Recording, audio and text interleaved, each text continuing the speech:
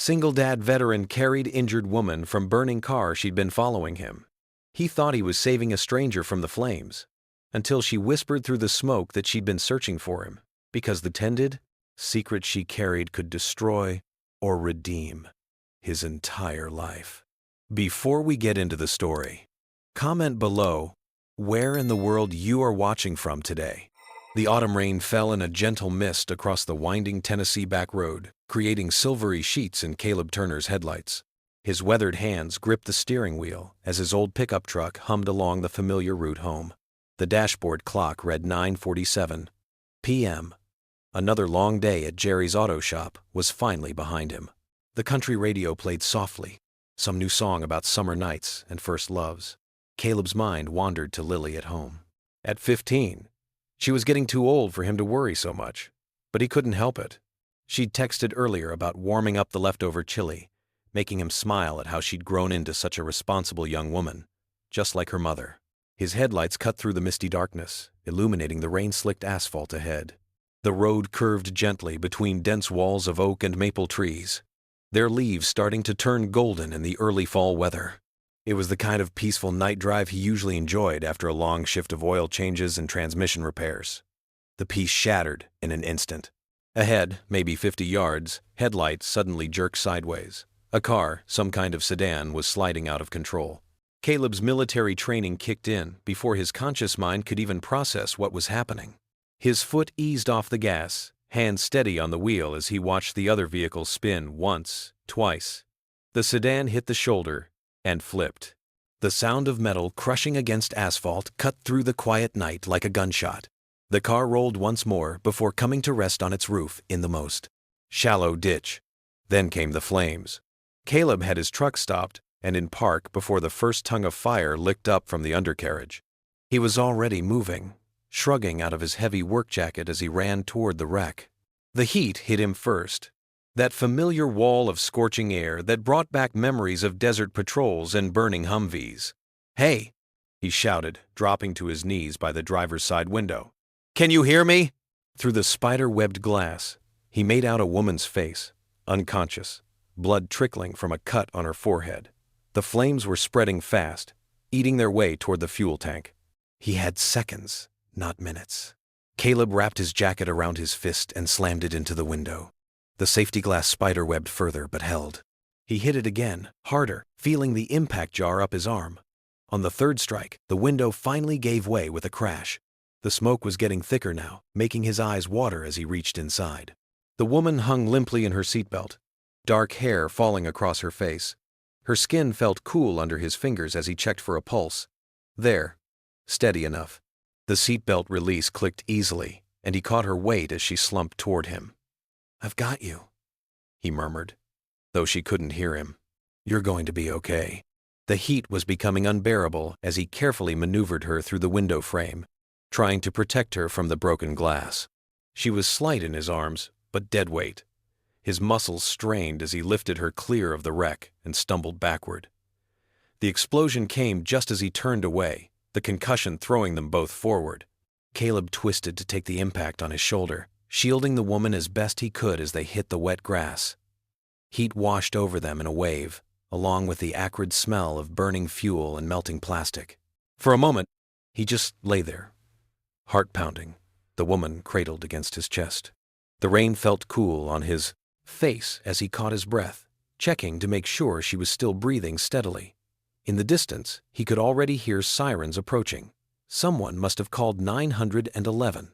He stayed with her until the paramedics arrived, keeping her still and protected from the rain with his jacket. Her face, despite the blood and the soot, held a sort of peaceful beauty that tugged at something in his chest. It had been a long time since he'd let himself notice things like that. The emergency vehicles arrived in a cascade of flashing lights and urgent voices. Paramedics swarmed around them, efficiently taking control of the situation.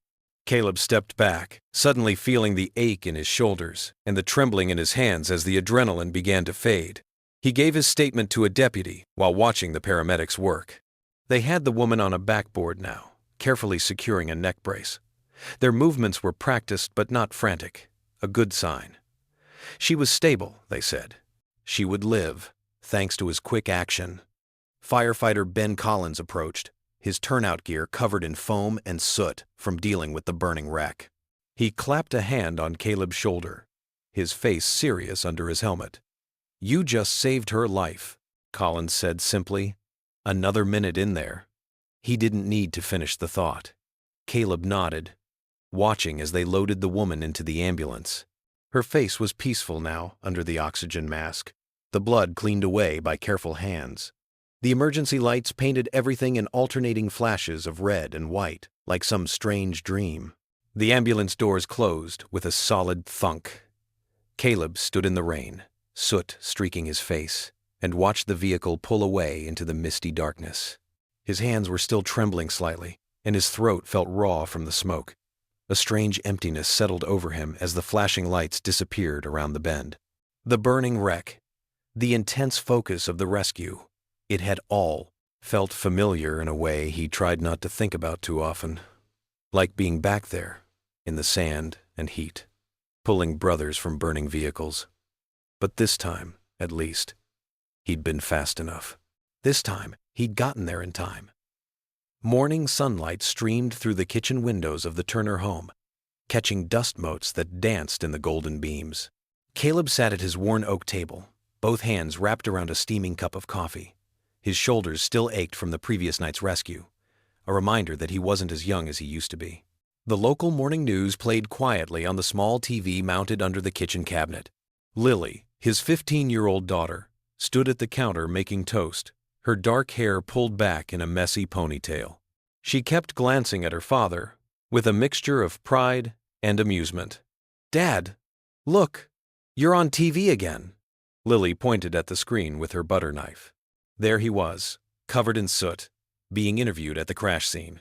The caption below read, "Local Mechanic's Heroic Rescue." Caleb took another sip of coffee, trying to hide his discomfort. They're making too big a deal of it. Anyone would have done the same thing. "Anyone?" Lily raised an eyebrow, looking so much like her mother, it made his heart catch. "The reporter said the car exploded like 30 seconds after you got her out. That's pretty hardcore, Dad." "Lily," he started, but she was already pulling out her phone. "Everyone at school's talking about it. Hannah texted me that her mom saw it on Facebook, and that's enough about that," Caleb cut in, gentler than he felt. The attention made his skin crawl. He'd had enough spotlight during his medal ceremony after Afghanistan. "How about you focus on not being late for school instead?" Lily rolled her eyes, but grabbed her backpack. She kissed his cheek as she passed. "Fine, but you're still a hero. Deal with it." The screen door banged shut behind her, and Caleb was left alone with his thoughts and cooling coffee. An hour later, he pulled into the hospital parking lot. He hadn't planned to visit, but something drew him here. Maybe the need to know she was okay. Maybe something else he couldn't name. The automatic doors whispered open, and the familiar hospital smell hit him. Antiseptic and artificial air freshener. At the nurse's station, a middle-aged woman in purple scrubs looked up from her computer. Her name tag read, "Patricia. Can I help you?" she asked. Caleb cleared his throat. "I'm here about the woman from the car accident last night on Highway 27. I was wondering how she's doing." Recognition lit up Patricia's face. "Oh, you're the mechanic who pulled her out. We've been talking about that all morning." She typed something into her computer. "She's stable but still unconscious. Room 214, if you'd like to check on her." "I don't want to intrude. Honey, you saved her life. I think you've earned visiting rights." The elevator ride to the second floor gave Caleb time to question his decision to come.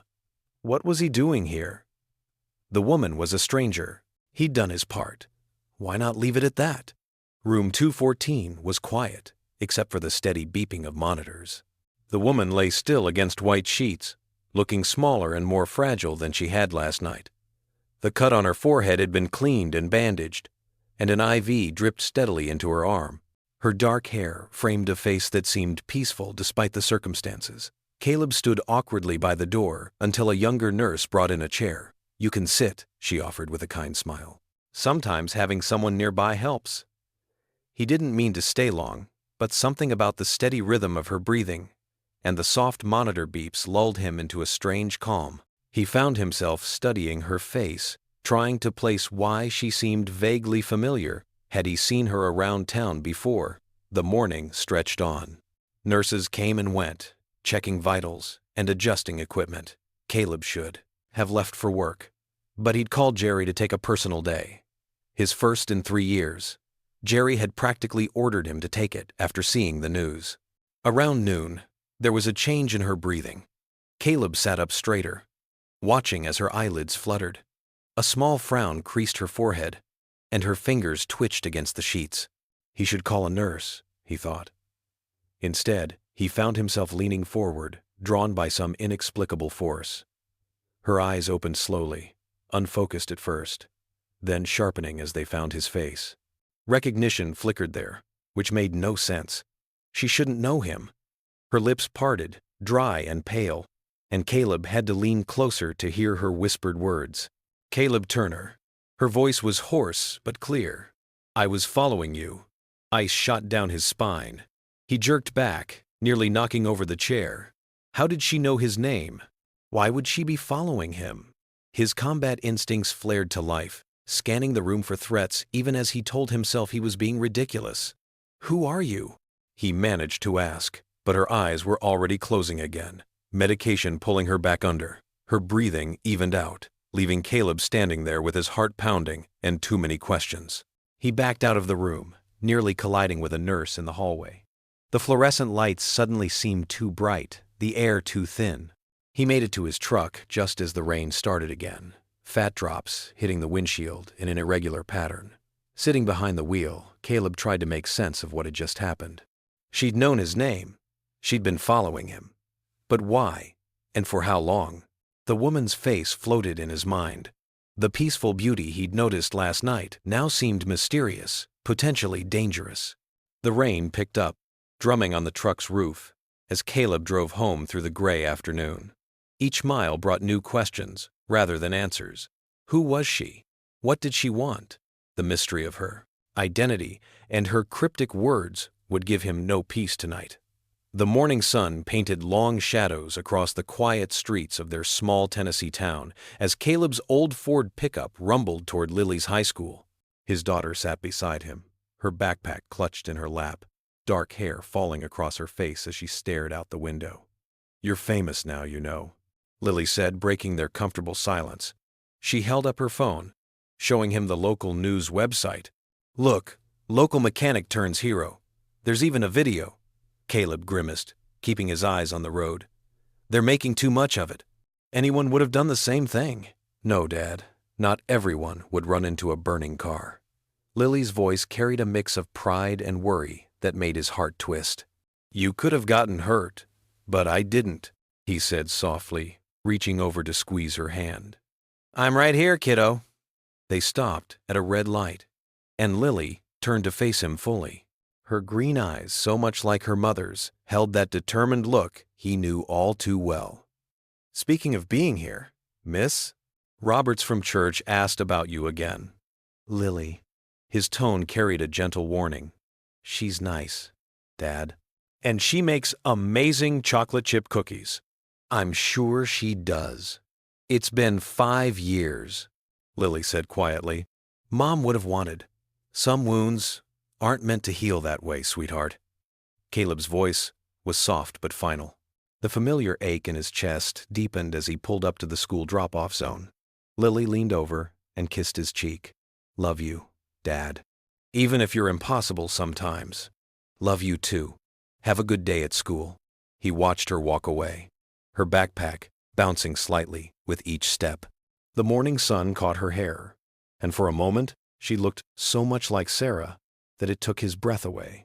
5 years since cancer had taken his wife, and sometimes the grief still felt fresh as yesterday. His phone rang just as he was pulling away from the school. The hospital's number flashed on his screen, and his heart rate picked up slightly. Mr. Turner? A nurse's voice came through. Elena Parker is asking to see you. The woman you rescued last night? Caleb's hands tightened on the steering wheel. Is she okay?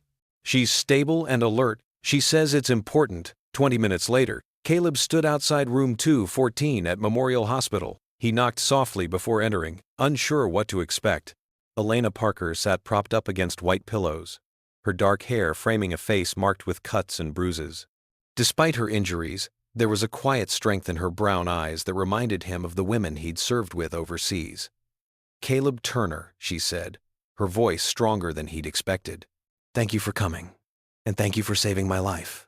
He shifted uncomfortably. "Anyone would have." "No," she interrupted gently. "They wouldn't have.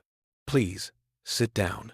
He lowered himself into the chair beside her bed, noting the IV lines and monitors surrounding her. "You said you were following me?" Elena nodded, wincing slightly at the movement.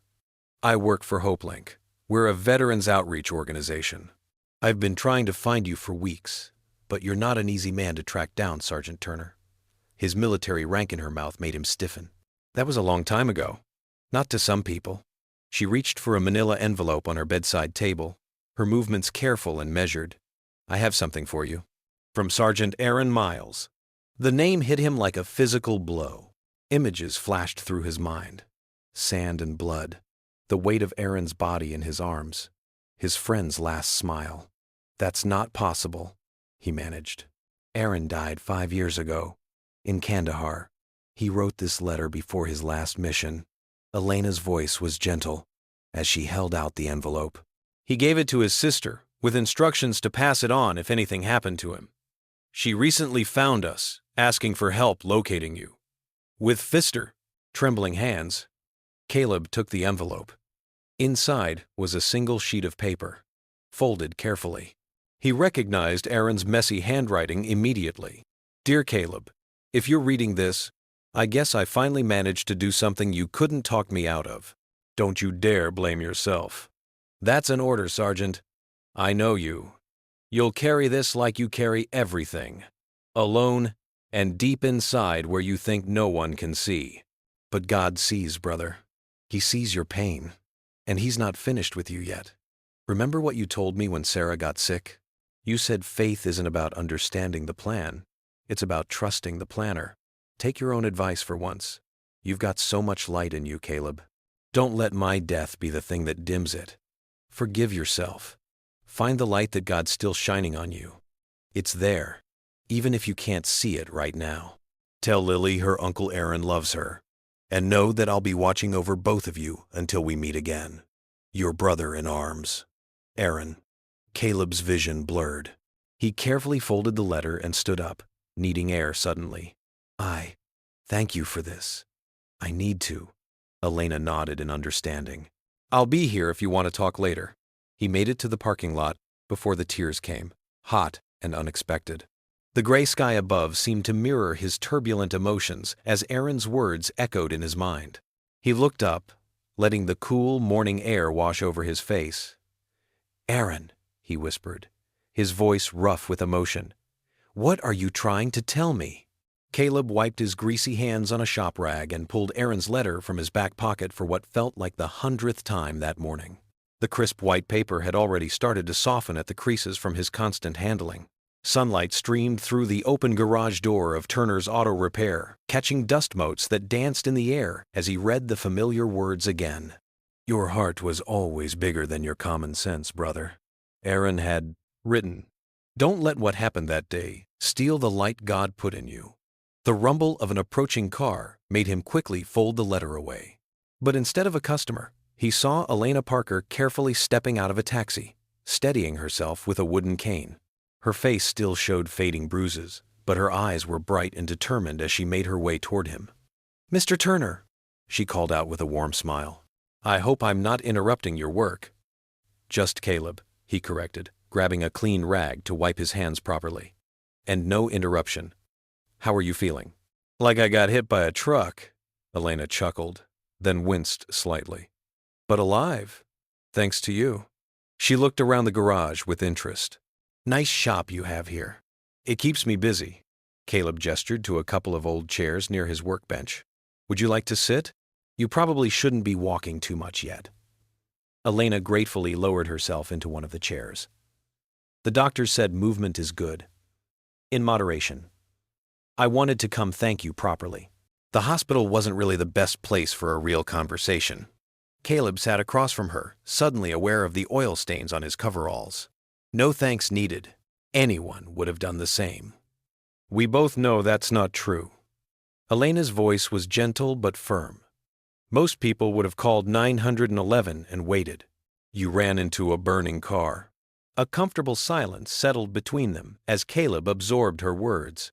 The familiar sounds of the shop, the tick of cooling engines, the whir of the overhead fan, filled the space. Your car, he said finally.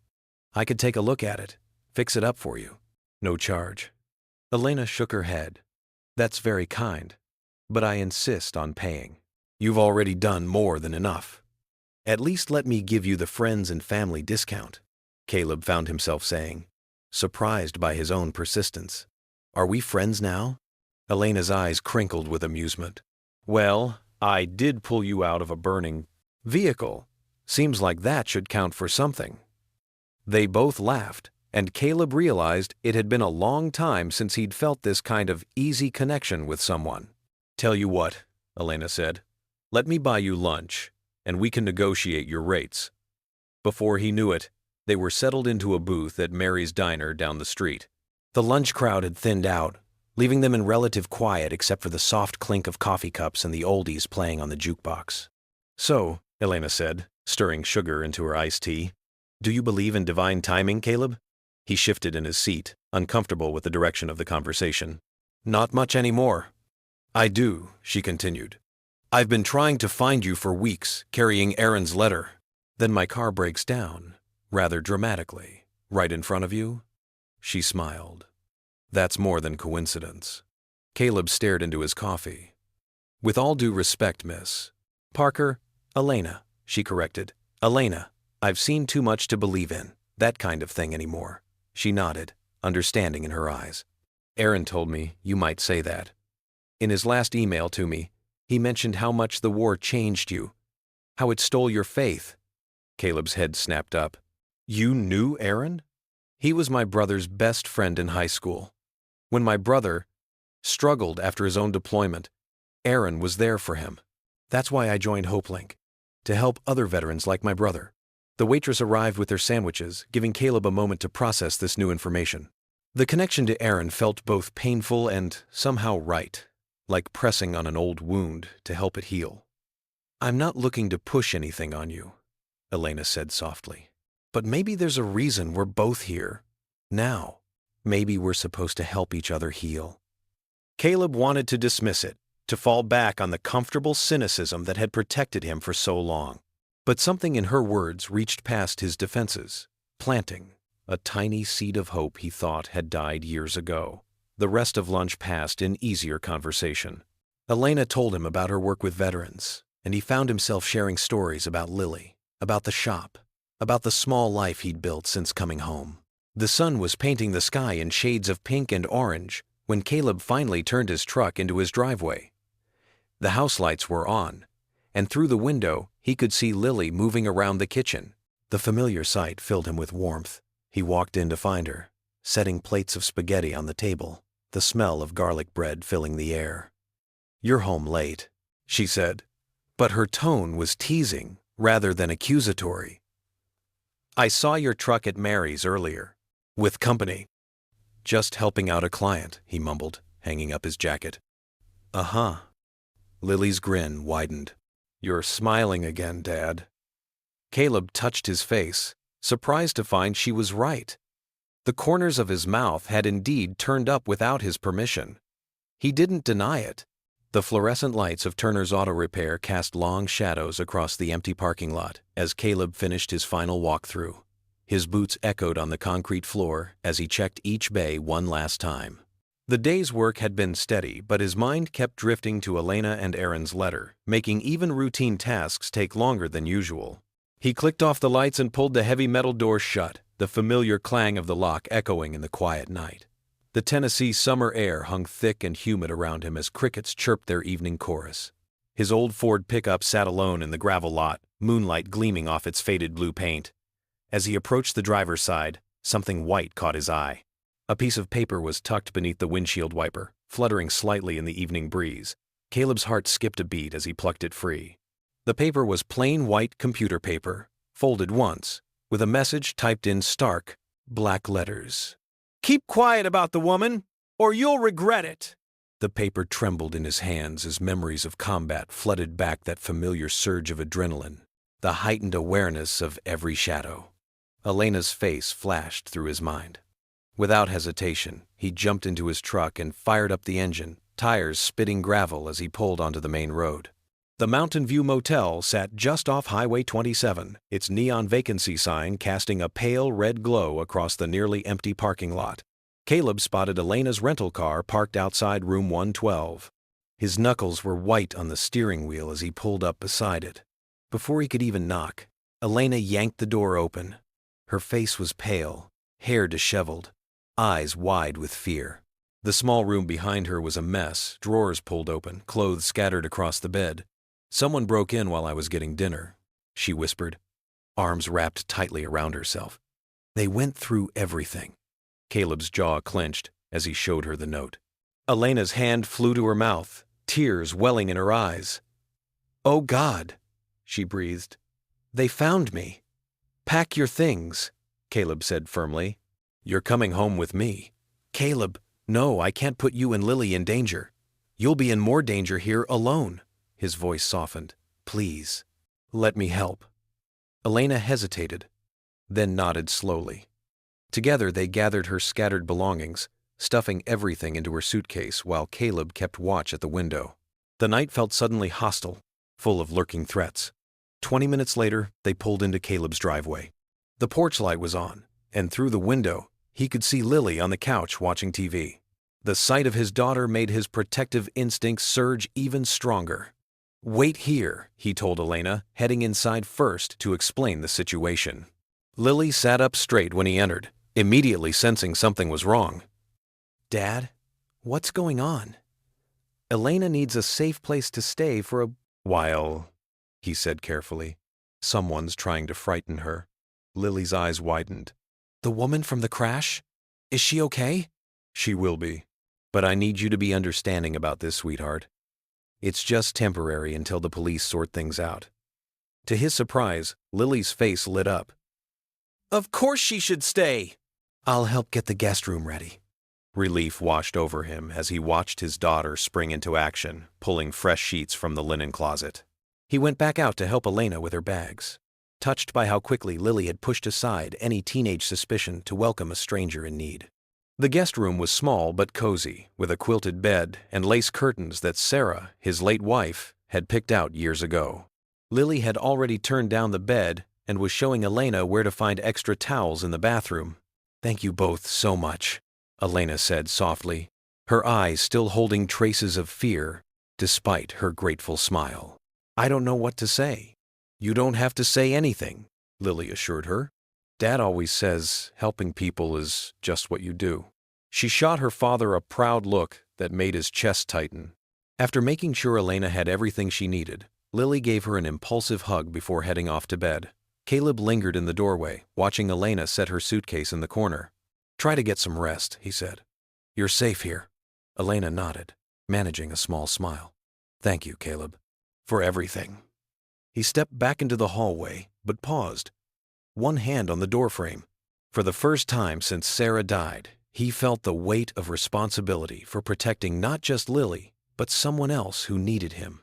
Without conscious thought, his head bowed slightly, and words he hadn't spoken in years came naturally to his lips.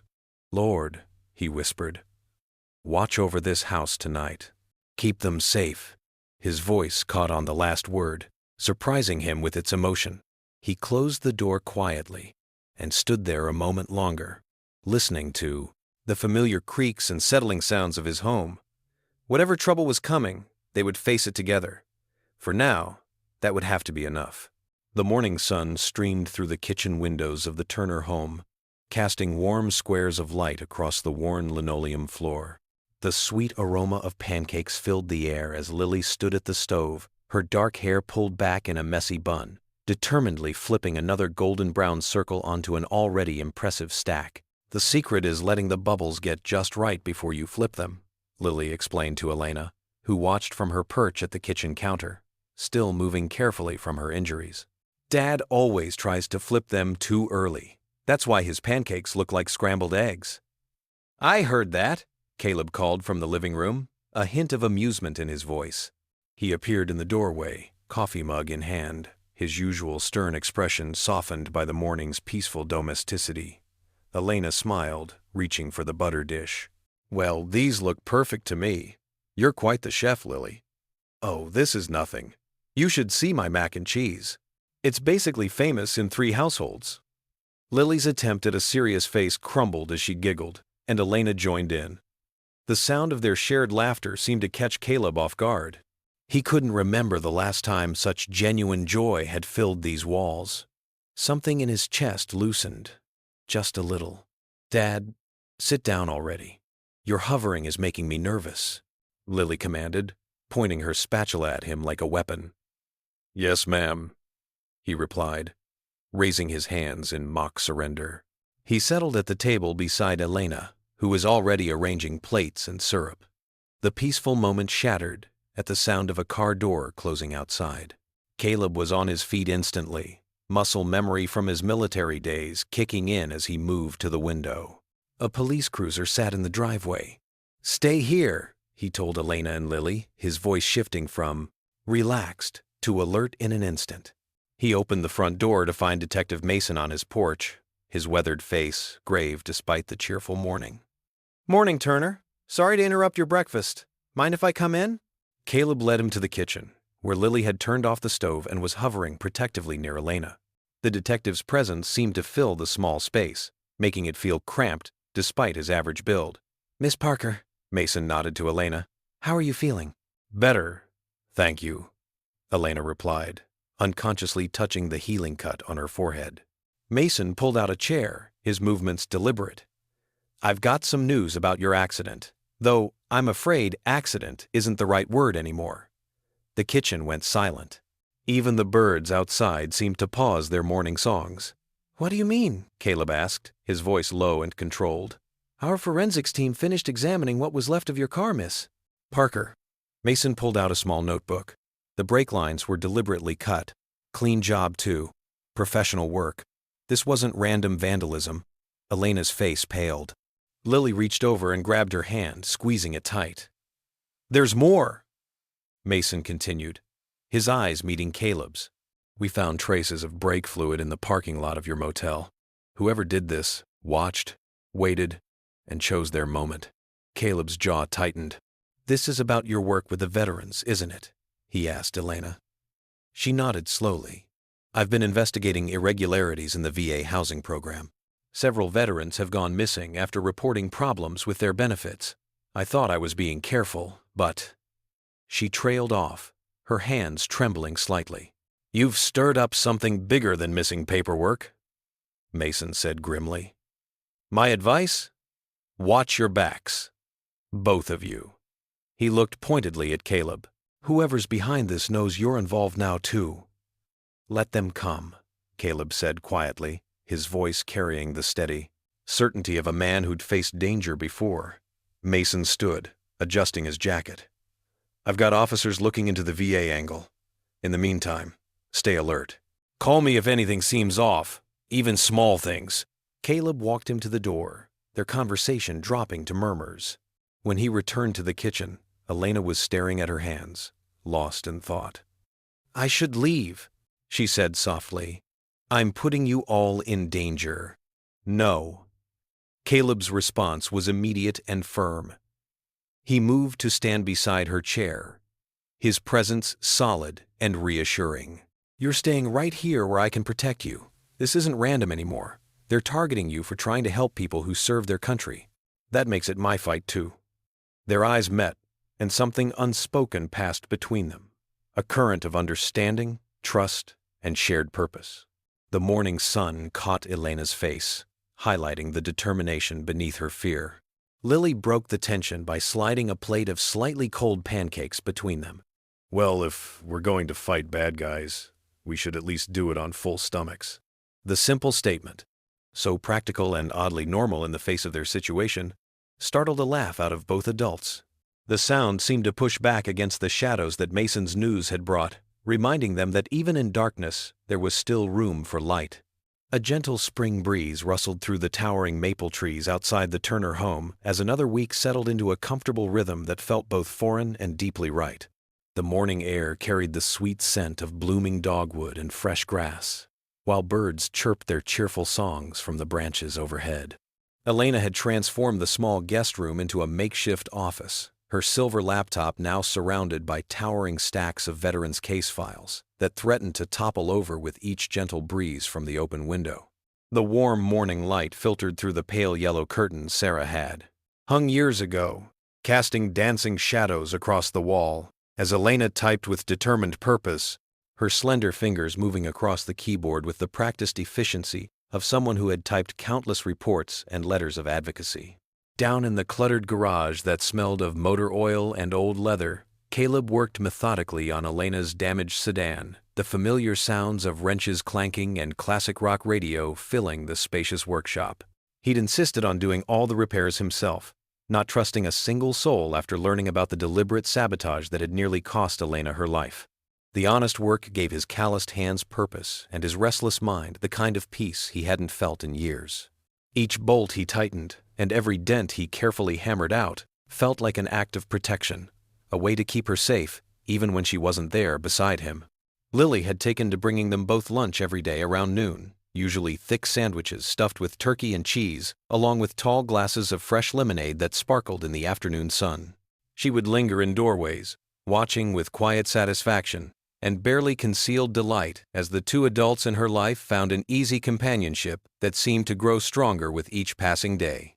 Their old golden retriever, Max, had appointed himself Elena's personal guardian and constant shadow, following her faithfully from room to room with the devoted attention of a loyal sentry, his tail wagging whenever she spoke his name. One peaceful evening, after Lily had trudged upstairs to tackle her mountain of algebra homework, Caleb and Elena found themselves sitting together on the weathered back porch swing that creaked gently with their movement. The setting sun painted the endless sky in soft shades of orange and pink that stretched across the horizon like watercolor brushstrokes. Max dozed contentedly at their feet, his gray muzzle resting on his paws, his tail thumping occasionally against the wooden deck boards whenever he heard their voices.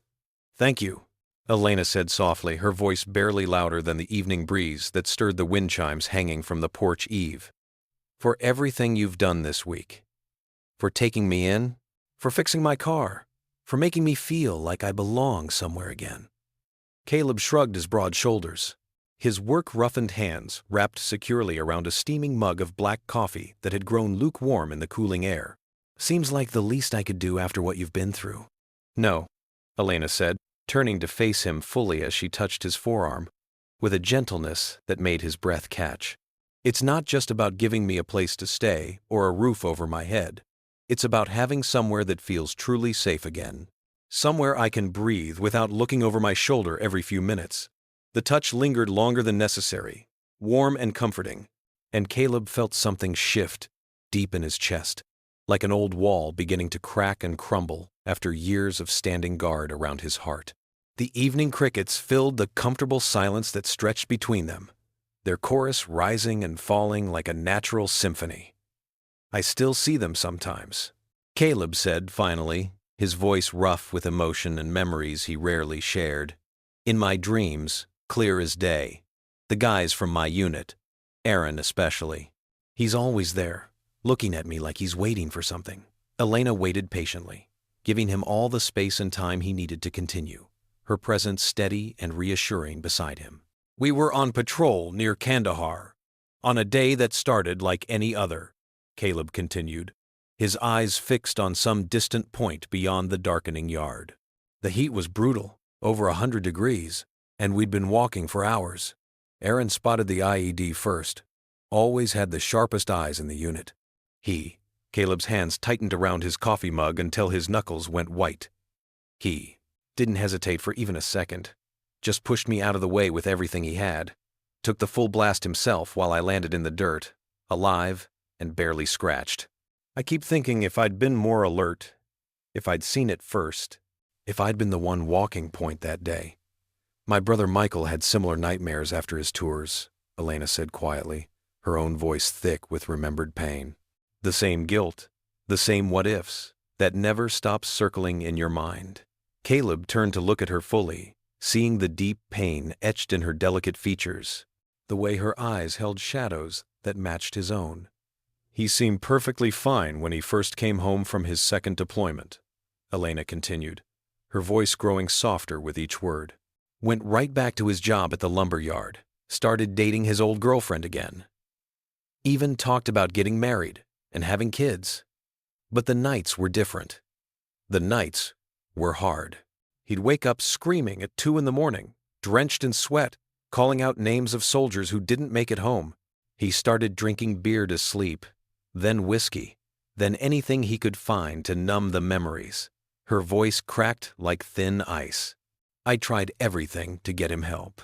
Called the VA, drove him to appointments, even offered to pay for private counseling.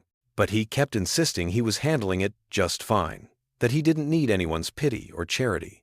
Then, one morning in October, he just didn't wake up.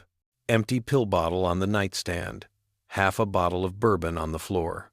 Caleb reached over without thinking and took her small hand in his larger one, their fingers intertwining naturally, like they'd been doing it for years instead of just days. Her skin was soft and warm, and he could feel her pulse fluttering against his palm. That's exactly why I started working with veterans outreach programs, Elena said, looking down at their joined hands. I couldn't save Michael, couldn't reach him in time. But maybe I could help others like him. Like you. Maybe I could keep other families from going through what mine did. Like me? Caleb's voice was barely a whisper, rough with emotion. I see how you carry it every single day, Caleb, Elena said, meeting his eyes with a directness that took his breath away. The guilt that sits on your shoulders, like a heavy pack you can never set down. The feeling that you don't deserve to be happy or at peace because others didn't make it home to their families. But surviving doesn't make you guilty of anything except being human. You honor their sacrifice by living fully, by being present for Lily, by opening your heart again. That's exactly what Aaron's letter was trying to tell you. They sat together in understanding silence as the sun dipped below the horizon, painting the sky in deeper shades of purple and gold. Max stirred and lifted his graying head to rest it on Elena's knee, and she scratched gently behind his ears with her free hand while never letting go of Caleb's with the other. Later, as had become their cherished routine, they took their usual evening walk with Lily and Max around the quiet neighborhood streets. The old-fashioned streetlights cast warm, welcoming pools of golden light on the cracked sidewalk as Lily chattered enthusiastically about her day at school, her backpack bouncing against her shoulder with each animated step. Elena listened intently to every word, asking thoughtful questions about her classes and friends and weekend plans, while Caleb watched them both with a growing warmth spreading through his chest like sunrise breaking over mountains. When they returned home with Max panting happily beside them, Lily hugged them both tightly before heading upstairs to finish her homework. Good night, Dad. Good night, Elena. Thanks for listening to all my boring school stories. The casual, natural way she included Elena in their nightly routine made something catch powerfully in Caleb's throat. He stood in the front hallway, watching his daughter disappear up the stairs, 2 at a time, amazed at how naturally their broken little family had expanded to include one more heart without any awkwardness or forced effort. That night, as Caleb lay in his childhood bedroom staring at the ceiling fan that turned slowly overhead, he didn't feel the usual crushing weight of dark memories pressing down on his chest like stones. Instead, he found himself remembering Elena's small hand in his, the musical sound of Lily's genuine laughter as Max chased a bold squirrel during their walk, the way the evening light had painted everything they passed in warm gold that made the whole world look blessed and new. For the first time, in longer than he could remember, his restless mind was finally quiet. The ghosts that usually haunted his dreams and followed him through sleepless nights seemed to have given him a blessed reprieve, stepping back into whatever shadows they came from. He drifted off to sleep peacefully, with the echo of shared laughter still ringing in his ears, feeling something he hadn't felt in 5 long years, genuine hope for tomorrow. His last conscious thought before sleep claimed him was of Elena's gentle words about honoring sacrifices by living fully instead of just surviving. Maybe, just maybe, she was absolutely right. Perhaps it was finally time to stop hiding from life and let the light back into the dark corners of his guarded heart. The Saturday morning sun streamed through the kitchen windows as Elena stood at the counter, pouring coffee into 3 mismatched mugs. Lily sat cross-legged on the couch, absorbed in her phone, while Caleb tinkered with the toaster that had been acting up all week. "I've been thinking," Elena said, passing Caleb his coffee. Her voice held that tone of gentle determination he'd come to recognize. "What if we organized a veterans charity car show right here in town?" Caleb's hand stilled on the toaster. "A car show?" "To honor your unit," Elena continued, settling into a kitchen chair. "We could raise money for veteran housing programs, and—" she hesitated before adding softly, "maybe create a scholarship in Aaron's name." Caleb's jaw tightened. He set down his screwdriver and walked to the window, staring out at the familiar view of his backyard. The old oak tree where he'd built Lily's swing cast morning shadows across the dewy grass. "I don't know, Elena. That's stirring up a lot of—" He trailed off, unable to find the right words. "Dad." Lily's voice cut through his hesitation. She'd moved from the couch to stand beside him, her teenage face serious. "Maybe it's time to stir things up a little." He looked at his daughter, seeing so much of her mother in her earnest expression. "When did you get so wise?" "I've always been wise. You just never listen," Lily teased, bumping his shoulder with hers. Elena watched their interaction, a small smile playing at her lips. The whole town could get involved. We could have local businesses sponsor different aspects. Your auto shop could be the centerpiece. Turner & Sons has the biggest lot in town, Lily added enthusiastically. "And you know everyone with a classic car within 50 miles. Caleb ran a hand through his graying hair, his resistance beginning to crack. "It would take a lot of organizing." "Good thing you have me," Elena said, her eyes twinkling. "Planning events is part of my job at HopeLink." 2 hours later, they sat in Mayor Thompson's office, the morning sunshine warming the wood-paneled walls. The mayor, a jovial man with silver hair and reading glasses perpetually perched on his nose, listened intently as Elena outlined their proposal. "A veterans charity car show," Mayor Thompson repeated, leaning back in his chair, "with proceeds going to homeless veteran programs and a scholarship fund." "I like it. Could bring the whole community together." "We'd need the town square for the main display," Elena explained, spreading out a rough sketch she'd made. "Local restaurants could set up food stands, maybe have live music." As Elena spoke, Caleb found himself drawn into the possibilities. He could picture it clearly: gleaming classic cars lined up along Main Street, American flags waving in the breeze, families gathered together. A way to honor Aaron that felt right. The planning meeting expanded to include Sarah from the Chamber of Commerce and Pete, who owned the local hardware store. They gathered around a large table at the community center, surrounded by notes and ideas. "My cousin's band could play," Pete offered. "They do great covers of old country songs." "The diner could do a special menu," Sarah added. "Theme it around different military branches."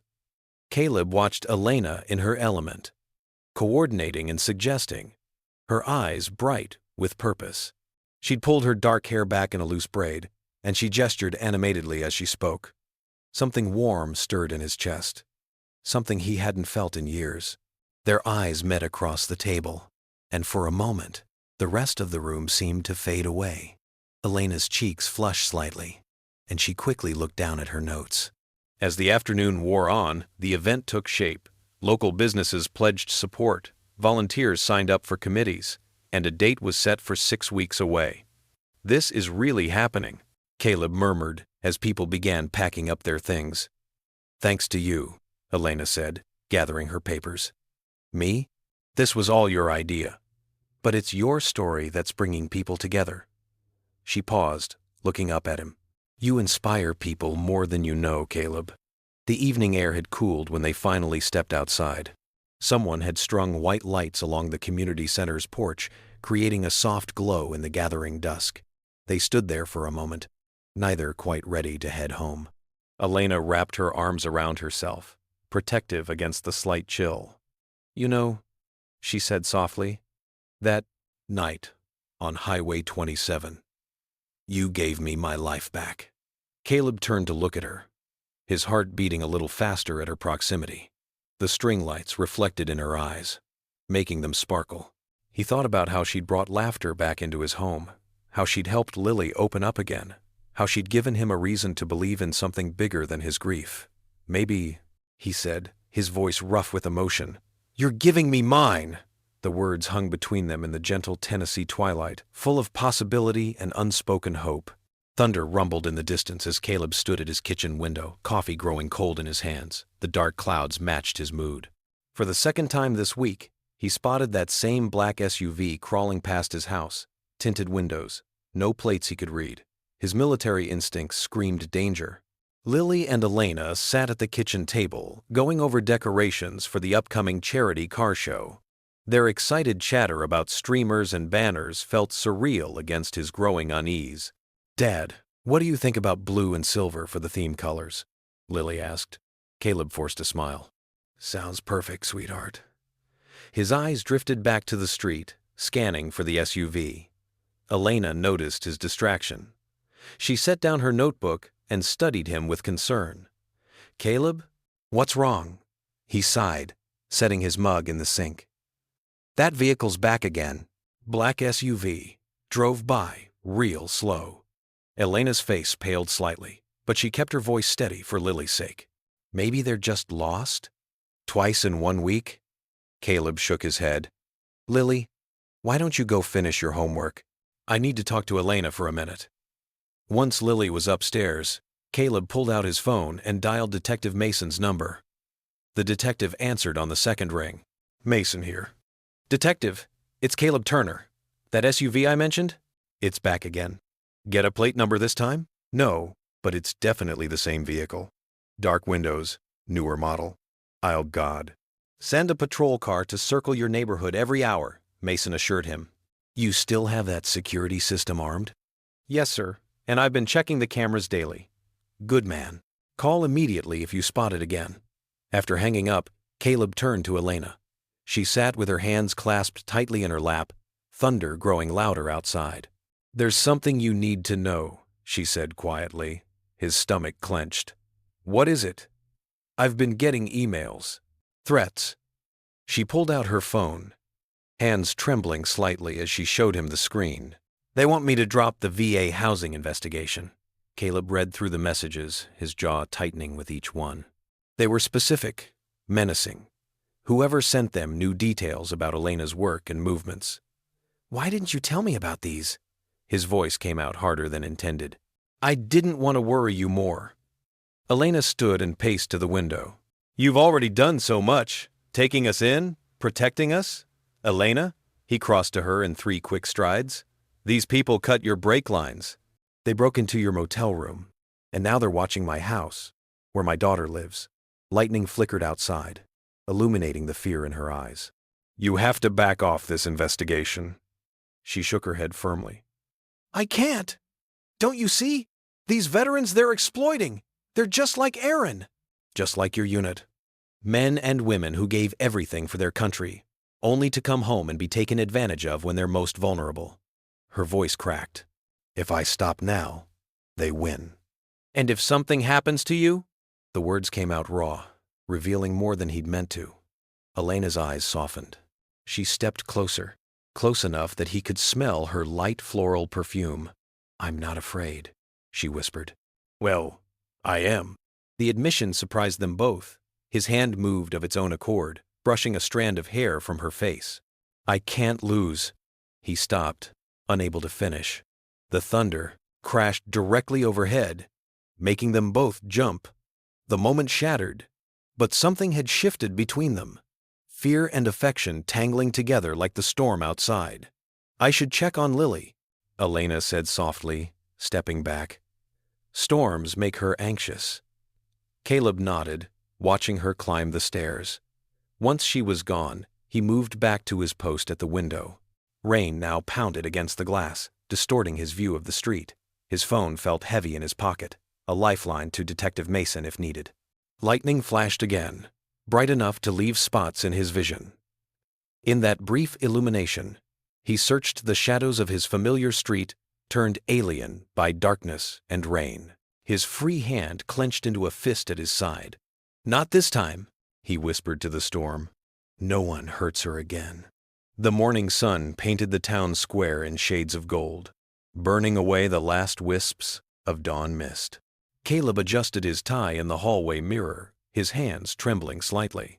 Behind him, Lily bounded down the stairs in her new blue dress, her eyes bright with excitement.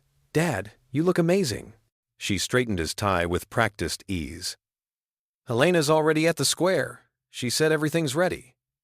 Caleb nodded, trying to calm his nerves. The past few weeks of planning had transformed their small Tennessee town. Vintage cars lined the streets, their chrome gleaming in the morning light. Red, white, and blue bunting draped every storefront, and a massive banner stretched across Main Street. Veterans Hope Car Show, honoring our heroes. When they arrived at the square, Caleb's breath caught in his throat. Hundreds of people milled about, familiar faces from town, veterans in their service caps, families with children darting between the display cars. The turnout was beyond anything they'd imagined. Elena spotted them and hurried over, radiant in a yellow sundress. "You made it!" She hugged Lily, then squeezed Caleb's arm. "Wait until you see everything." The three of them walked through the show together. Every few steps, someone stopped Caleb to shake his hand or share a memory. Old army buddies he hadn't seen in years, parents of soldiers he'd served with. Each encounter lifted another small weight from his shoulders. Near the center of the square, Elena guided them to a booth, draped in patriotic colors.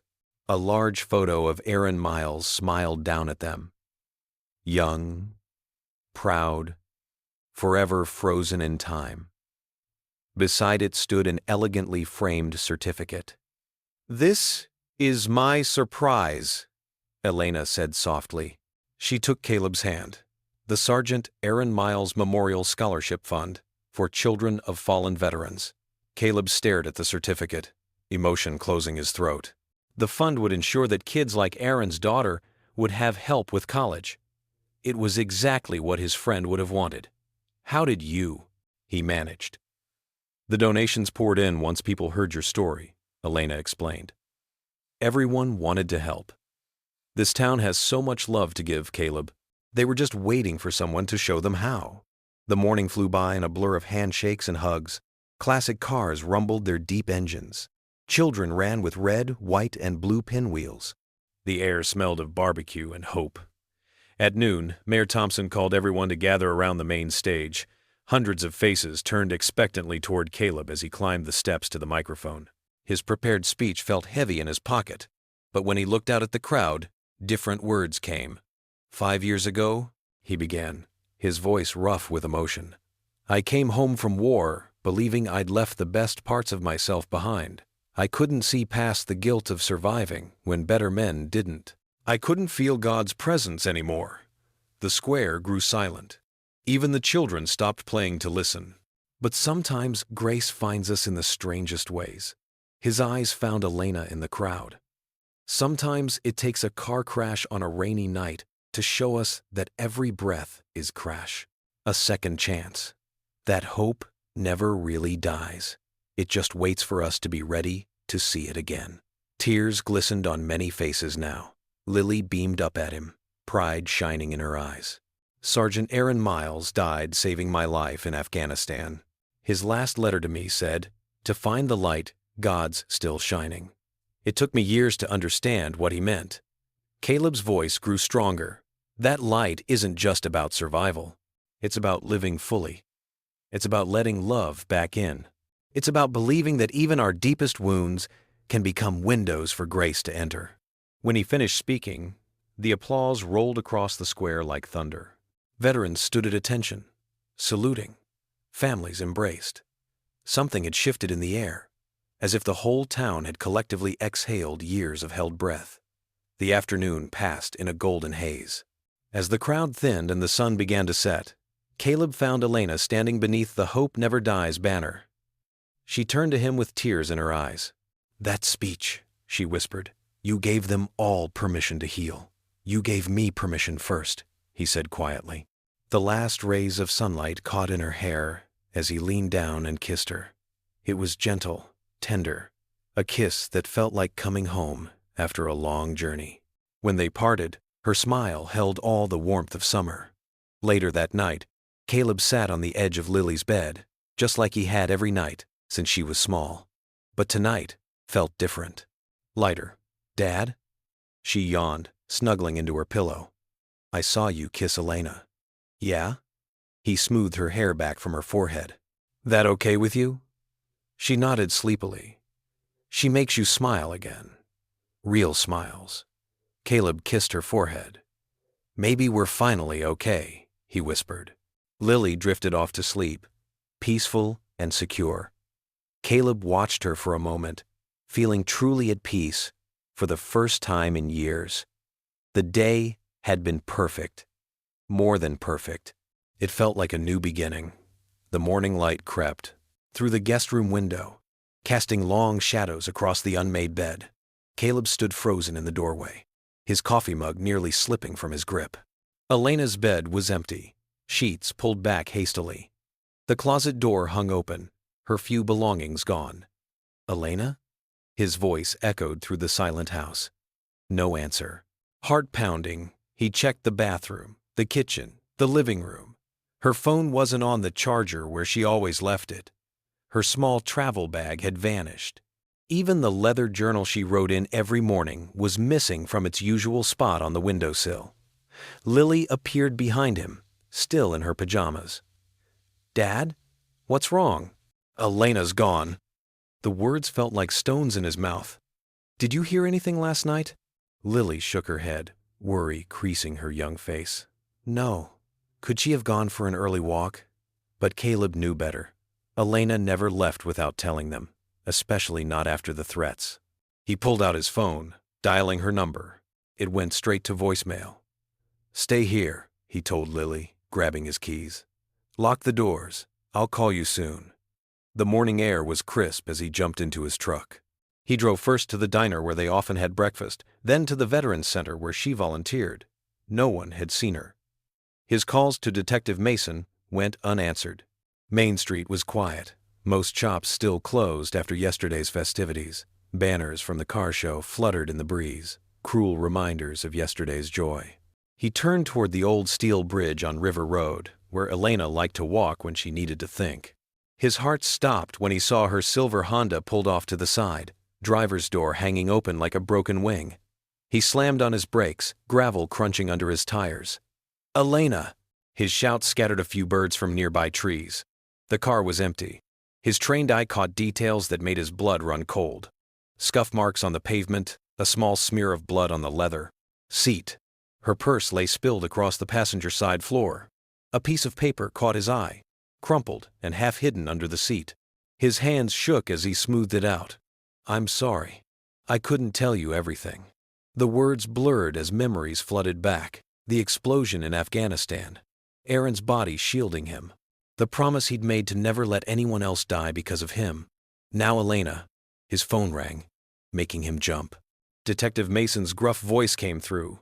"Turner, we've been trying to reach you." Elena's car was spotted. "I'm already here," Caleb cut in. "At the bridge.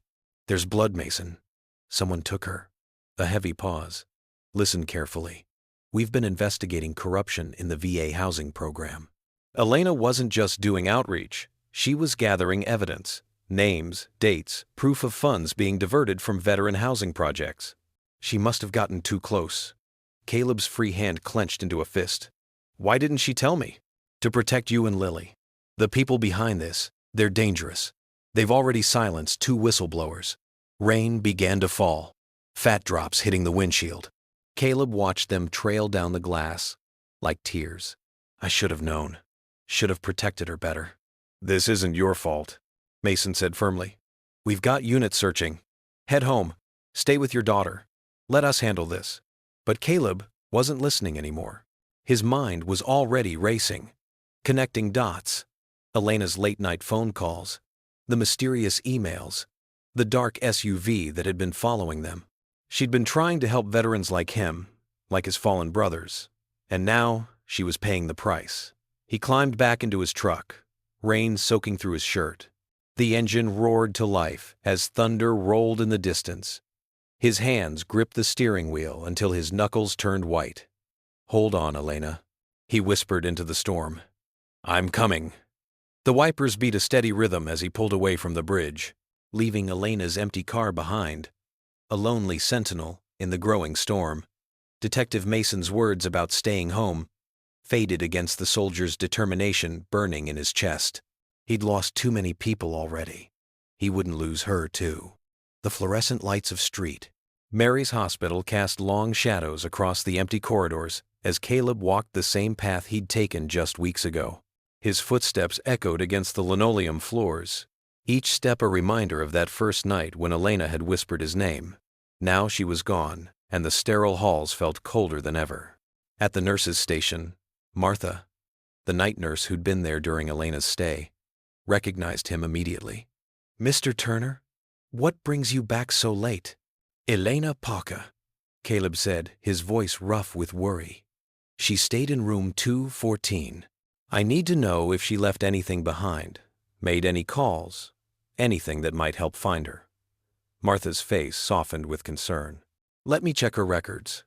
Her fingers moved across the keyboard. She made several calls from the room, phone, and... Martha paused, lowering her voice. She used the hospital computer to send herself some files, said it was work-related. "I probably shouldn't tell you this, but she seemed nervous that day." Caleb leaned forward. "Which computer?" Martha pointed to a small office near the waiting area. "That one. It's for patient use. I'm about to go on break if you need a few minutes alone." She gave him a meaningful look and walked away. In the empty office, Caleb sat at the computer. His hands shook slightly as he pulled up the email system's login page. Elena had mentioned using a simple pattern for her passwords, combining important dates with her brother's initials. After 3 attempts, he was in. The screen filled with emails, most routine work correspondence. But one caught his eye, sent to herself just days ago, with no subject line and a large attachment. When he opened it, rows of numbers and names filled the bud screen. Housing grant applications, financial records, and transfer documents, all pointing to systematic fraud. "Dear God," Caleb muttered, scrolling through the data. Hundreds of veterans had been denied housing while funds disappeared into shell companies. At the center of it all was one name that appeared repeatedly: Harold Denton. Caleb recognized the name from charity galas and newspaper headlines.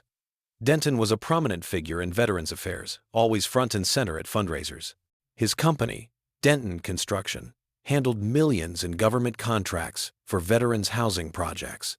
But according to Elena's files, those projects were hollow. Buildings left unfinished, safety regulations ignored, money vanishing into offshore accounts. She'd uncovered it all, and now she was paying the price. With trembling hands, Caleb forwarded the files to himself and cleared the computer's history. He needed help, someone with resources and skills he didn't have. Someone who knew how to track people who didn't want to be found. In his truck, Caleb pulled out his phone and scrolled to a number he hadn't called in years. Ray Morales had served with him in Afghanistan, later becoming a private investigator specializing in missing persons cases. If anyone could help find Elena, it was Ray. The phone rang 3 times before a familiar voice answered. "Turner? Man, it's been forever." "Ray, I need your help." Caleb's voice cracked slightly. "Someone's been taken. Someone important to me." There was a pause, then Ray's tone turned serious. "Tell me everything." Caleb explained about Elena, the crash, the threats, and now the evidence of corruption. "She was investigating Harold Denton. Next thing I know, she's gone. Blood in her car. Denton?" Ray whistled low. "That's heavy, brother. Guy's got connections everywhere. Police, politics, you name it. Will you help me find her?" "You know I will." Ray's voice softened. "You saved my life in Kandahar. I still owe too." "I can't lose her, Ray." Caleb gripped the steering wheel until his knuckles turned white. "Not like this." "Meet me at dawn," Ray said. "That diner off Route 40 where we used to get breakfast. We'll figure this out." "Thank you, brother." After hanging up, Caleb sat in his truck, staring at the hospital's illuminated windows. Somewhere in one of those rooms, he'd found hope again, found Elena. Now she was gone, and he felt that familiar darkness creeping back in. He closed his eyes, remembering the prayers he'd whispered in foxholes and under mortar fire. The same words came back now, as natural as breathing. Lord, guide me through the fire again. The morning sun cast long shadows across the empty parking lot of Ray's Security Solutions as Caleb pulled up in his truck, the engine's rumble echoing off the concrete walls of the industrial complex.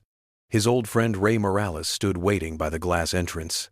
But what made Caleb's heart skip wasn't Ray's familiar figure. It was the two men flanking him, faces weathered by time and memory but unmistakably familiar.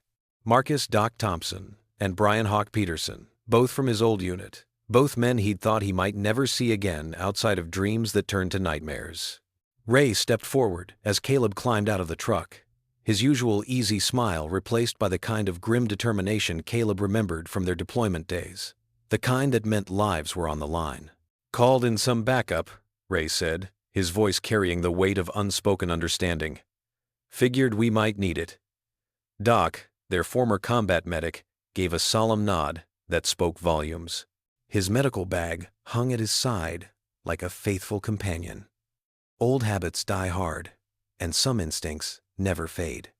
The bag looked different from the one he'd carried in Afghanistan, civilian black instead of military olive. But Caleb could see the same careful organization in how Doc carried himself, the same readiness to patch up whatever damage the world might inflict. Hawk, their ex-sniper, stood quietly scanning the surrounding buildings and parking lot, his eyes moving in practiced patterns that cataloged every potential threat, every escape route, every angle of approach. Already in mission mode, his posture straight but relaxed, ready to spring into action at the first sign of trouble. Like old times, Caleb said, his voice thick with emotion he couldn't quite swallow down. The words came out rougher than he'd intended, carrying 5 years of separation and grief. -1. They all knew he meant Aaron. The absence hung heavy in the morning air like fog that wouldn't burn off. A fifth presence that should have been there, completing their circle. Doc's jaw tightened almost imperceptibly. Hawk's scanning paused for just a moment. Ray's hand found Caleb's shoulder and squeezed once, hard. Inside Ray's office, the familiar smell of coffee and electronics greeted them, but the atmosphere was pure war room. Photos and documents covered a large corkboard that dominated one wall, connected by red string like a spider's web of corruption and deceit. Ray pointed to a grainy security camera image of a black SUV, the license plate just barely visible in the pixelated frame. This vehicle's been spotted near 3 different warehouses, owned by shell companies linked to Denton Enterprises, he explained, tapping the photo with a pen. Same car, same tinted windows, different locations. They're not even trying to hide anymore. Elena's files showed a pattern, Doc added, spreading out printed spreadsheets across Ray's desk with the same methodical precision he'd once used to organize medical supplies. The papers rustled softly as he arranged them in chronological order. Veterans' housing funds going in, ghost contractors pulling them out. But she found something bigger. Medical supply kickbacks, fraudulent construction permits, even pharmacy fraud. Denton's been bleeding the system dry for... Hawk moved to the large map pinned to the opposite wall, his finger tracing routes between marked locations. We start here, he said, tapping a warehouse location marked with a red pin. Industrial district. Lots of cover, minimal civilian traffic. If they're holding her, they'll want somewhere isolated but with multiple exit strategies. Caleb studied the documents spread before him, his mechanic's hands trembling slightly as he touched Elena's handwritten notes scattered among the official papers. Her neat script, written in blue ink with the careful attention to detail he'd come to know so well, reminded him of quiet evenings watching her work at his kitchen table. Lily, bringing her tea in the mismatched mugs they'd inherited from his late wife. The 3 of them forming something that had felt like home. Something he'd thought he'd lost forever. She confronted them, Ray explained, his voice pulling Caleb back from the memory of Elena's laugh, echoing through his kitchen.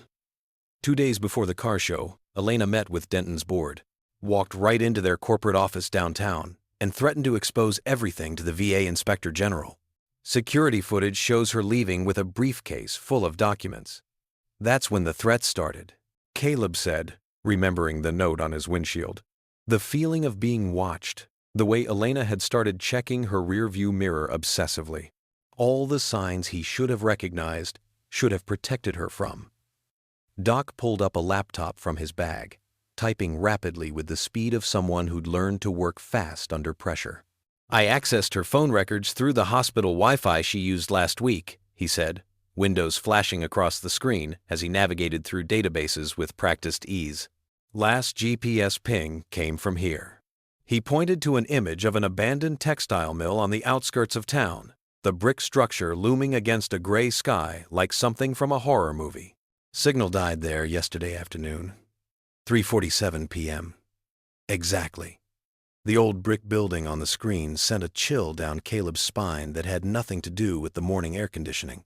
He'd seen too many ambush spots like that in Afghanistan, places where shadows held secrets, and every doorway promised danger, where the enemy could be waiting behind any corner, with patience that outlasted hope. The memory hit him hard and fast, like it always did when his guard was down. Dust and gunfire, the acrid smell of explosives, Aaron's voice shouting, "Cover!" before the explosion that took him, the sound of his friend's final breath, the weight of Aaron's body in his arms, the blood that wouldn't stop flowing no matter how hard Caleb pressed his hands against the wound. Caleb's hands gripped the edge of Ray's desk, his knuckles white with the force of memory he couldn't quite push away. Ray noticed immediately, placing a steady hand on his shoulder with the kind of understanding that only came from shared trauma. "We've got your six, brother," he said quietly, using the military phrase that meant, "You're not alone. We're watching your back. We're in this together." Just like always. Hawk laid out 4 tactical vests on the desk, with the reverence of a priest preparing communion. "Called in some favors from my security firm," he explained, checking each piece of equipment methodically. "Comms, basic protection, non-lethal options, nothing that'll get us arrested. Everything we need to bring her home safe." "This isn't Afghanistan," Doc reminded them, checking his medical supplies with the same attention to detail he'd once given to battlefield conditions. His voice carried both warning and reassurance. "We do this smart, we do this legal. No unnecessary risks. No cowboy heroics." Caleb nodded, forcing the memories back into the locked box in his mind where he kept the worst of the war. This wasn't about the past anymore. Wasn't about the blood and sand and endless guilt that had haunted him for 5 years. This was about Elena, her gentle strength when she'd organized the charity event, her faith in second chances when she'd looked at him like he was worth saving, the way she'd brought light back into his and Lily's world when he'd thought darkness was all they had left. They gathered their gear methodically, muscle memory from years of service taking over like riding a bicycle. Radios checked and double-checked, frequencies coordinated, routes planned, and backup routes planned for the backup routes. Roles assigned based on skills and experience. Ray would handle surveillance and coordination, Hawk on overwatch with his sniper's eye for detail, Doc ready for any medical needs that might arise. Standing in the morning light outside Ray's office, the cool air carrying the scent of coffee from a nearby diner and the distant rumble of highway traffic, the 4 men shared a look that spoke of bonds forged in combat and renewed by purpose. Brothers who had bled together, grieved together, and now would fight together one more time. Caleb touched the letter from Aaron in his pocket, his friend's last words about finding light in the darkness, about forgiveness and second chances and the courage to love again. "We finish this," Caleb said quietly, his voice steel and prayer combined, carrying the weight of everything he lost and everything he still had to protect. For her, for Aaron, for everyone Denton's hurt. His brothers in arms nodded, and for a moment, standing there in the morning sun with gear strapped to their chests and determination in their hearts, he felt Aaron's presence among them, that same unwavering faith that had guided them through their darkest hours, the certainty that some fights were worth fighting, no matter the cost. The old textile mill loomed against the darkening sky, its broken windows like hollow eyes staring down at them. Caleb crouched behind a rusted shipping container, his heart beating steadily despite the danger ahead. Ray Morales, Marcus Doc Peterson, and Tommy Chen, his old unit brothers, spread out in formation, just like they had done countless times in Afghanistan. 2 guards at the east entrance, Ray whispered through their earpieces. Another patrolling the fence line. Caleb checked his watch, 8:47 p.m. The last traces of sunset were fading, giving them the cover of darkness they needed. He touched the familiar weight of his father's silver cross beneath his shirt, a gesture that had become habit in moments like these. "Tommy, take care of the cameras," Caleb instructed. "Doc, you're our eyes up high. Ray, you're with me." Tommy disappeared into the shadows, his expertise in electronics making quick work of the security system. Doc shouldered his way up a rusty fire escape, setting up his position with the same precision he'd used as their unit's marksman. Guards changing shift, Doc's voice crackled in their ears. 20 seconds. Caleb and Ray moved like ghosts across the gravel, their footsteps silent from years of training. The lock on the side door gave way under Ray's skilled hands, and they slipped inside the mill's musty darkness. The interior was a maze of old machinery and stacked crates. Somewhere above, they heard voices and the distinct sound of paper being destroyed. The acrid smell of burning documents filled the air. Multiple targets, second floor. Doc reported from his perch. 4, no, 5 armed individuals. They're destroying evidence, just like you thought. Caleb's jaw tightened. All those veterans' records, proof of Denton's corruption, going up in flames. But that wasn't why they were here. Elena was all that mattered now. They found the stairs, testing each step to avoid creaks. Ray covered their 6, his movements as fluid as they'd been overseas. Some skills never forgot their way home. A muffled cry echoed from somewhere below. "Basement level." Tommy's voice came through. "I've got eyes on her through the security feed. Storage room C7, 2 guards." Caleb's heart clenched. Elena was here. She was alive. They changed direction, descending into the mill's belly. The air grew thicker, heavy with decades of dust and decay. Light filtered weakly through grime-covered windows, casting strange shadows across their path. The first guard never saw Ray coming. The second reached for his weapon but found Caleb's iron grip instead. Both men went down silently, efficiently subdued, and zip-tied. Through the small window of storage room C7, Caleb finally saw her. Elena sat bound to a chair, her face bruised but her eyes still blazing with defiance. The sight of her sparked something fierce in his chest, a mix of relief and rage that threatened to overwhelm his training. 2 minutes until the next patrol, Tommy warned. Ray picked the lock while Caleb stood guard. The door swung open with a soft creak. Elena's eyes widened when she saw him. She tried to speak through her gag, shaking her head frantically. Warning them, the explosion above rocked the building. "Company!" Doc shouted through the comm. "They're torching the whole place!" Smoke began seeping through the ceiling as Caleb rushed to Elena's side. His knife made quick work of her restraints. She collapsed against him, legs weak from hours of confinement. "They're destroying everything," she rasped, voice hoarse. "All the evidence." "Later," Caleb said firmly, lifting her into his arms. "We're getting you out first." The scene descended into chaos. Fire alarms blared. Footsteps thundered above them. Ray led the way back toward their exit point, but flames had already begun consuming the wooden support beams. "Main exit's blocked," Tommy reported urgently. "East side's still clear." They changed course, moving through the smoky darkness. Elena's arms tightened around Caleb's neck as burning debris rained down around them. The heat was becoming unbearable, reminding him too much of that night on Highway 27. Except this time, the stakes were even higher. A shadow emerged through the smoke. One of Denton's men, gun raised.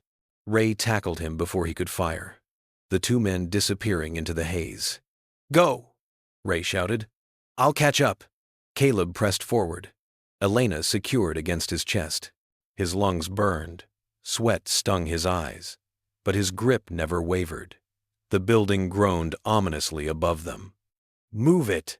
Doc's voice crackled with urgency. Roof's coming down. They burst through the east door just as the first section collapsed. The cool night air hit them like a blessing, and Caleb didn't stop running until they reached the safety of the tree line. He finally set Elena down, supporting her as she found her footing. Ray emerged from the inferno moments later, coughing but intact. Tommy and Doc regrouped from their positions, all of them watching as the old mill became a blazing beacon against the night sky. Elena trembled in Caleb's arms, tears cutting clean trails through the soot on her face. "You came," she whispered, her voice breaking with emotion. Caleb pulled her closer, his heart still racing from more than just exertion. "Always," he whispered back, the word carrying all the weight of a promise. They stood together, watching flames consume the past while sirens wailed in the distance. The battle wasn't over. Denton was still out there, and they'd lost valuable evidence. But in that moment, with Elena safe beside him, Caleb knew they'd already won what mattered most. Afternoon sunlight streamed through the hospital window, casting warm rectangles across Elena's bed. The TV mounted on the wall played a news report showing Harold Denton being led away in handcuffs, his polished business image now tarnished by scandal. The headline scrolled beneath, "Veterans Housing Fraud Exposed. Whistleblower Elena Parker Cleared."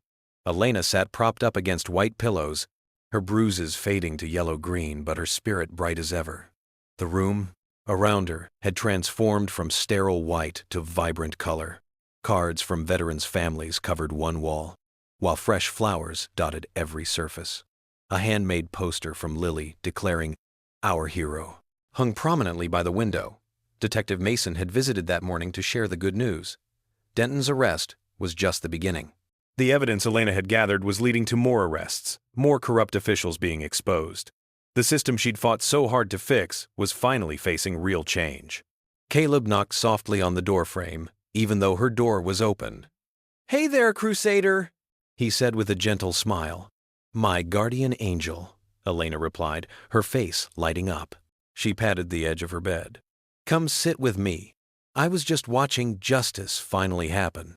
Caleb settled beside her, careful not to disturb any of the monitoring wires. His hand found hers naturally now, their fingers intertwining. "The whole town's talking about you, the brave woman who stood up to corruption and won." Elena shook her head. "I wasn't brave at first. I was terrified. But then this stubborn mechanic showed me what real courage looks like." She squeezed his hand. "You didn't just save my life twice, Caleb. You gave me the strength to keep fighting when I wanted to run away." "That's not how I remember it," Caleb said softly. "I was just going through the motions before you came along. Existing, not living." He touched the frame of Erin's photo that now sat on her bedside table. "You helped me understand what Erin's letter really meant. About finding light again." A commotion in the hallway interrupted them. Lily burst in, her arms full of bright yellow daisies. "Elena! Dad! Look what Mrs. Henderson from the flower shop sent." She started arranging them in an empty vase, chattering about her day at school and how everyone kept asking about her dad's girlfriend who caught the bad guys. Elena laughed, the sound pure joy despite her injuries. "Lily Turner, you are exactly what this boring hospital room needed." "Well, somebody has to keep you two from getting too mushy," Lily teased. But her eyes were soft with happiness as she watched them together. For the next hour, they shared easy conversation and leftover cookies from the nurse's station. Lily sprawled in the visitor's chair, telling Elena about her history project. Caleb noticed how naturally they had fallen into this rhythm, his daughter and the woman who had crashed into their lives like a shooting star, now fitting together as if they'd always been meant to be a family. The afternoon light began to fade, and Elena's eyes grew heavy despite her attempts to stay awake. Lily kissed her cheek goodbye, whispering something that made Elena smile broadly before heading out to wait in the hall. "You should rest," Caleb said, starting to rise, but Elena held onto his hand. "Stay? Just until I fall asleep?" Her voice was already drowsy. "I sleep better knowing you're here. Always," he promised, settling back beside her. The room grew quiet, except for the soft beeping of monitors. Elena's breathing deepened, her hand still warm in his. Caleb watched her face smooth into peaceful sleep, marveling at how this one extraordinary soul had turned his world upside down and somehow made everything right again. The monitors hummed their steady rhythm as twilight settled over the hospital room. In the peace of that moment, Caleb felt the last shadows of his past finally begin to fade, replaced by the warmth of new beginnings and healing hearts. The late August sun painted golden streaks through the tall windows of Hope House Veterans Center. The newly constructed building stood proud against the Tennessee sky, its red brick facade and white columns a testament to perseverance and community spirit. A large banner draped across the entrance read, "Hope House, in memory of those who saved us." Hundreds of folding chairs lined the courtyard, filled with townspeople, veterans, families. American flags fluttered in the warm breeze, and red, white, and blue bunting decorated the podium. The scent of fresh-cut grass and late summer flowers drifted through the air. Caleb Turner stood at the edge of the stage, fidgeting with his tie. He wasn't used to wearing one, preferring the comfort of his mechanic's work shirt, but today was special. Lily, looking grown up in a summer dress, squeezed his hand and whispered, "You've got this, Dad." Elena Parker stood on his other side, her dark hair catching the sunlight. The bruises from her ordeal had long since faded, but sometimes Caleb still caught her rubbing her wrist where the ropes had cut into her skin. Today, though, her eyes shone with pride and purpose. She'd traded her usual casual work clothes for a blue sundress that made her look radiant. Mayor Thompson approached the microphone. "Ladies and gentlemen, it gives me great pleasure to welcome you to the dedication of Hope House Veterans Center." He gestured to the building behind him. "This facility will serve as a beacon of hope for our veterans, providing housing assistance, counseling, and community support. None of this would have been possible without the courage of two extraordinary people." The crowd applauded as Caleb and Elena stepped forward. The mayor handed Caleb a large pair of ceremonial scissors, their blades gleaming in the sunlight. The red ribbon stretched across the entrance, rippled in the breeze. Caleb's hands trembled slightly as he positioned the scissors. Elena's fingers brushed against his arm, a subtle gesture of support that steadied him. Lily beamed from her spot next to them, phone raised to capture the moment. The scissors sliced through the ribbon with a satisfying snip. Applause erupted from the crowd, punctuated by a few whoops and cheers from Caleb's former Army buddies in the front row. Mayor Thompson gestured for Caleb to take the podium. He pulled a wrinkled piece of paper from his pocket, then tucked it away unused. The words he needed weren't written down, they lived in his heart. A few months ago, Caleb began, his voice growing stronger with each word. "I was driving home on Highway 27, just trying to make it through another day. Then I saw flames, and everything changed." He paused, looking out at the sea of familiar faces. "I thought I was just pulling someone from a burning car. Turns out, God had bigger plans." Elena wiped a tear from her cheek as Caleb continued. "My best friend, Sergeant Aaron Miles, once told me that faith isn't about avoiding the fire. It's about walking through it and trusting you're not alone."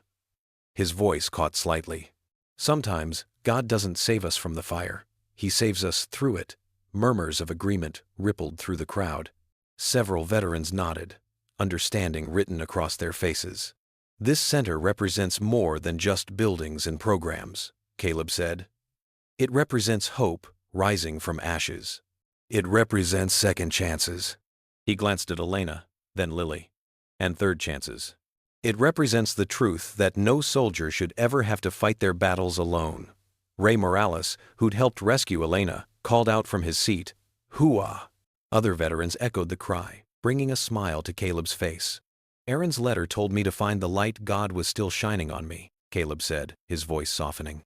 "I didn't understand then, but standing here today, looking at this building, at all of you." He gestured to the crowd, to Elena and Lily, to the veterans seated in front. "I see that light everywhere." Applause thundered across the courtyard. Elena stepped forward, placing a gentle hand on Caleb's shoulder. Lily rushed to hug them both, creating a moment that several photographers eagerly captured. As the crowd began to move inside for the reception, Caleb and Elena lingered on the steps. The late afternoon sun bathed everything in honey-colored light, making the moment feel somehow sacred. They didn't need grand declarations or dramatic gestures.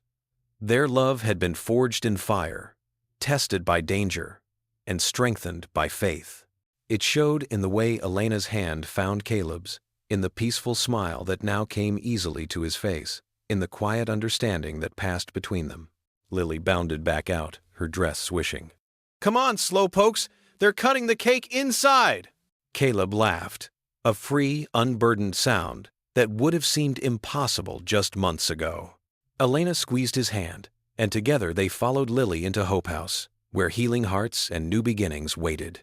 The summer breeze carried the sound of laughter and conversation through the open doors, while the American flag waved gently above, its shadows dancing across the words carved in stone beneath it. Hope never dies. Inside, veterans gathered around tables, sharing stories and coffee. Volunteers organized paperwork for the center's first clients. Ray and the other members of Caleb's old unit clustered near the refreshment table, already planning activities for the younger vets. Through it all, Caleb and Elena moved together, their steps in perfect sync, their shared glances speaking volumes. No grand gestures needed, just quiet, steady love built from survival and faith, growing stronger with each passing day. Fireflies danced in the cooling evening air of the Turner backyard, their gentle lights twinkling like earthbound stars. 3 folded paper lanterns sat on the weathered picnic table, where Caleb, Elena, and Lily huddled together with markers in hand. The sweet scent of Elena's garden roses mingled with the earthy perfume of fresh-cut grass. "What should I write?" Lily asked, tapping her marker against her chin. Her long brown hair caught the golden light of the setting sun. Elena smiled, her healing scars barely visible in the soft twilight. "Whatever's in your heart, sweetheart." A wish, a prayer, a hope. Caleb watched them both, his chest tight with emotion. These quiet moments still caught him off guard, how natural it felt. The 3 of them together, like pieces of a puzzle finally finding their place. Lily bent over her lantern, writing carefully in her neat teenage script. Elena caught Caleb's eye and gave him that smile that still made his heart skip, the one that said she knew exactly what he was thinking. He looked down at his own lantern, the paper smooth beneath his calloused fingers. The marker hovered for a moment before he began to write. The words came easier now than they once had. "Thank you for leading me back to light." A gentle breeze rustled the leaves of the old maple tree that had watched over this yard through all the lonely years. Now its branches spread wide like welcoming arms over their small family. "Ready?" Elena asked, holding up her completed lantern. The others nodded, and they moved to the center of the yard where the air was clearest. Caleb helped them light the small fuel cells at the base of each lantern. The paper began to glow from within, warm and inviting against the deepening purple of the evening sky. "Together?" Lily asked, holding her lantern with both hands. She looked so grown up now, stronger and happier than she'd been in years. "Together," Elena confirmed, stepping close to them both. They released the lanterns as one. The paper vessels caught the wind and began their slow, graceful ascent. Caleb felt Elena's hand slip into his, while Lily leaned against his other side. "Look how beautiful they are," Lily whispered, her face tilted up to watch their wishes climb toward the first evening stars. Caleb's free hand found Aaron's letter in his pocket, worn soft now from countless readings. He didn't need to unfold it anymore. The words were etched in his heart. "Brother, the light of God's grace never leaves us, even when we can't see it through the smoke. Sometimes it takes another soul to help us find our way back to it. When that moment comes, don't turn away from the blessing. You deserve to live in the light again." The lanterns drifted higher, their glow steady and sure against the darkening sky. Caleb thought about that night on Highway 27, when flames had brought Elena into his life. How fitting that now, months later, they watched different kinds of lights rise together, not destructive, but healing, not threatening, but promising. His daughter's laughter had returned to the house. Elena's gentle strength had helped rebuild not just his faith, but his ability to trust and love again. Even the nightmares that had haunted him since Afghanistan had begun to fade, replaced by dreams of future moments just like this one. The breeze carried the sweet scent of Elena's roses around them as their lanterns joined the emerging stars. Caleb felt tears prick his eyes, but for once, they weren't born of grief or guilt.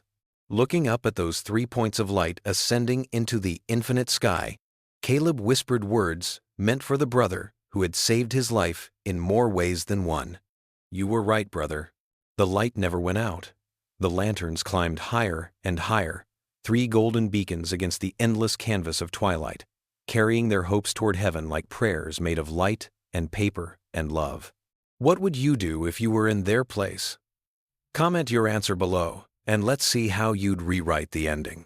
If you enjoyed the story of Caleb Turner, I hand-picked the next story that you will enjoy. Please don't miss this one. Click here to watch it.